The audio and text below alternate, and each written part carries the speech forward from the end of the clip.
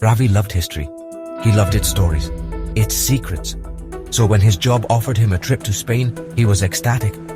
He wandered through ancient churches, majestic castles. Each stone whispered tales of bygone eras. One day, exploring a hidden crypt in Toledo, he found it. A small, ornately carved box tucked away in a dusty corner. The moment he touched it, a chill shot up his arm. He felt a presence, dark and ancient, wrap around him like a shroud. Back in his hotel room, the nightmares began. Vivid, terrifying dreams of a Spanish Inquisition, of torture, of a darkness consuming everything in its path. He woke up each morning, drenched in sweat, fear clinging to him. Ravi dismissed it as travel fatigue, but the shadows in his room seemed to deepen. Whispers followed him, in a language he couldn't understand, but felt in his very core. He was changing, and something evil had come home with him. The entity that had latched onto Ravi was no ordinary spirit. It was a demon, born of the Spanish Inquisition's brutal fires. Centuries of suffering and torment had twisted it, fueled its hate. It reveled in the darkness it found in the crypt.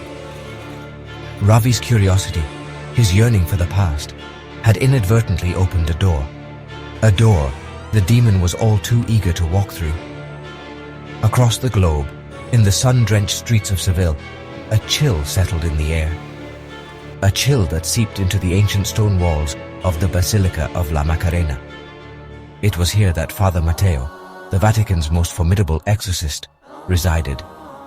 News of a strange possession in India reached him, an ancient Spanish evil resurfacing thousands of miles away. The Vatican knew the danger this posed. This was not just possession, it was a potential gateway, a bridge for the demon to unleash its darkness upon the world. The church had to act, and Father Matteo was the only one who could stop it. Father Matteo wasn't a man of hesitation. He had faced countless horrors. He knew the fight against darkness was a constant one. But this case was different. It carried the weight of history, of two cultures colliding in the most terrifying way. He packed his meager belongings, the tools of his trade, his Bible, his crucifix, and a vial of holy water, blessed by the Pope himself. Each item a symbol of faith, a weapon against the abyss.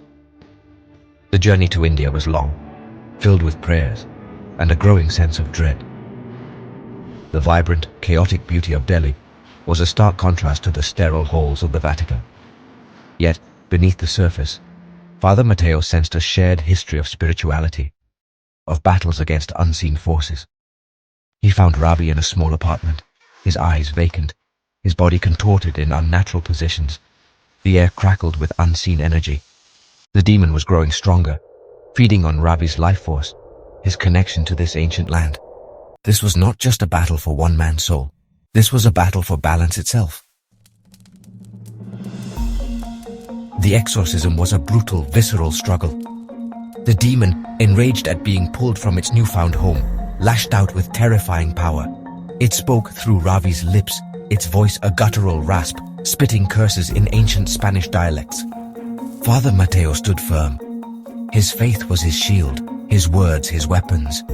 He chanted prayers, the Latin syllables echoing in the small apartment, clashing with the demon's dark pronouncements. The room became a whirlwind of unseen forces. Furniture rattled, holy water sizzled as it struck the possessed man. Ravi's body contorted, his screams echoing the torment of centuries. Finally, as dawn broke, painting the Delhi sky in hues of orange and pink, Father Matteo delivered the final, resonating words of the exorcism. A silence descended, heavier than any noise. Ravi collapsed, the demon's grip finally broken. But victory came at a price. Ravi was free, but the ordeal had left him scarred, his connection to his heritage forever tainted by the Spanish demon's touch. Father Matteo knew this was not the end. The battle against darkness was never truly over. He left India, carrying the weight of two cultures, forever bound by the shadows they had faced together.